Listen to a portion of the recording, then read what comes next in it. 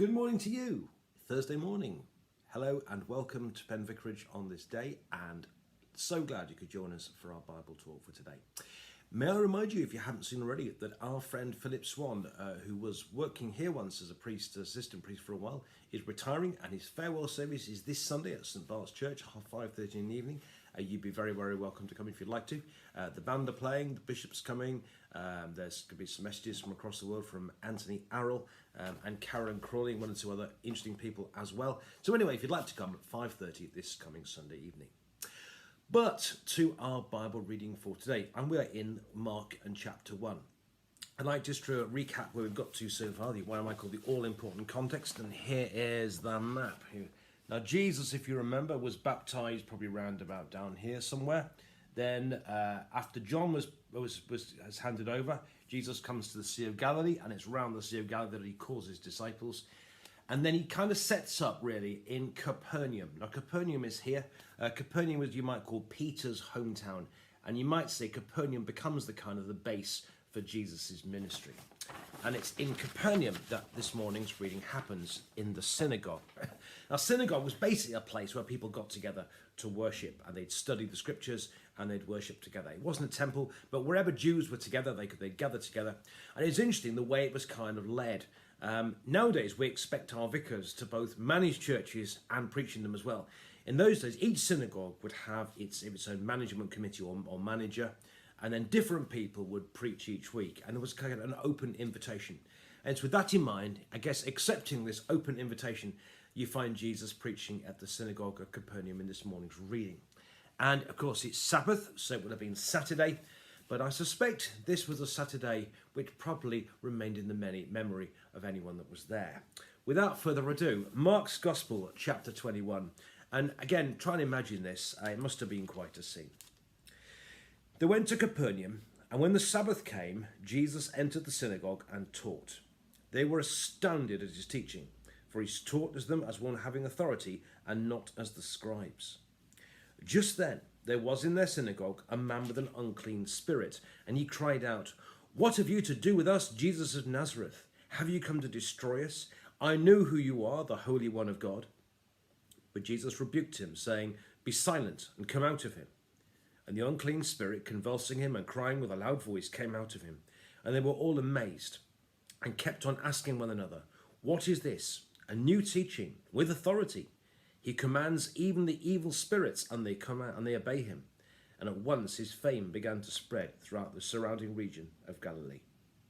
And this is the word of the Lord. Thanks be to God.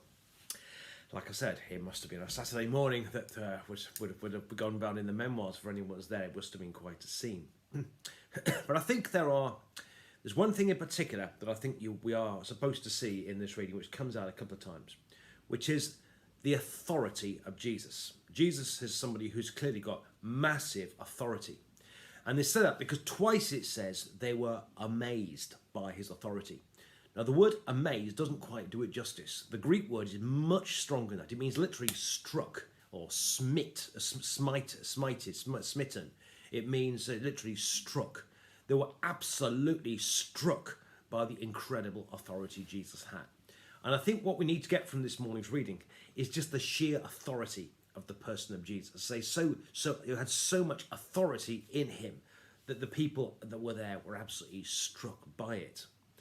And I think there are two things about the incident with the synagogue which we can see, which leads to demonstrate Jesus' authority. Firstly is his teaching. Now, interesting enough, Mark doesn't actually tell us what Jesus says. He does tell us it's not as the scribes. Now, there's some speculation it could be that scribes always used to quote Rabbi this and Rabbi that, whereas Jesus, of course, because he's the Son of God, just quotes himself. There is some speculation that might have been one of the differences. But I think it's much more simple than that. I think there was just something about the person of Jesus that when he spoke, people listened. I think he had a natural, innate authority. I think he had an integrity.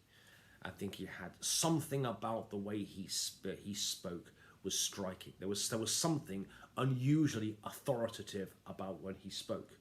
Ultimately, may not have known it, but it was God speaking. They were listening to the voice of God. And guess I just think from the teaching here, I think Mark wants us to see that Jesus just had this incredible authority. That when he spoke, there was something unusually authoritative about it. So much so that people were actually struck by what they heard. So I think actually the contents of the teaching for Mark aren't that important. I think what Mark wants us to see here, what we need to get from this, is that Jesus has the authority.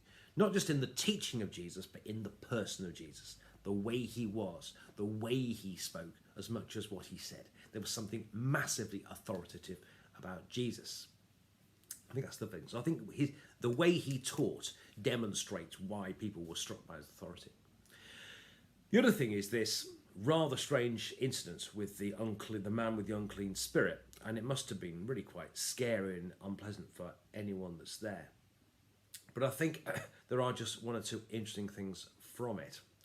Firstly, that interesting that even though many of the scribes and so on didn't recognize who Jesus was, the evil spirit inside the man did. And I think that's absolutely fascinating. The evil spirit recognized him as being the Son of God. And Jesus demonstrated his authority by casting the evil spirit and setting the person free.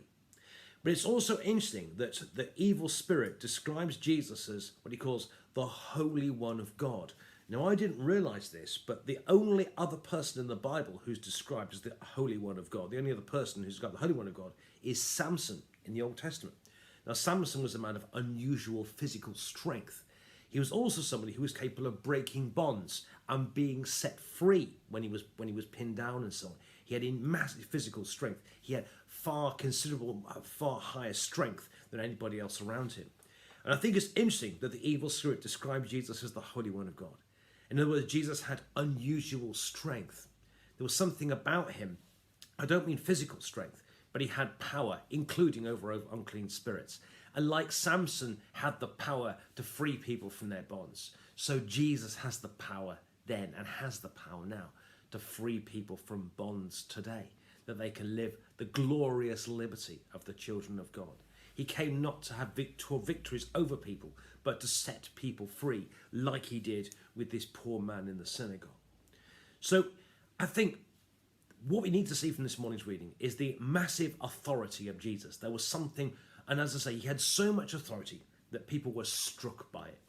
Firstly, by the way he taught. As much as what he said, the way he taught, he had so much authority that when he spoke, there was something spellbinding, there's something unusually authoritative about what he said, because ultimately people were hearing the voice of God. But also, he had power, not just in clever teaching, but also he had the power to set people free. And he set that man free. And in being referred to as the Holy One of God, describes Jesus like Samson had power in the Old Testament to free people from chains and bonds and that sort of stuff.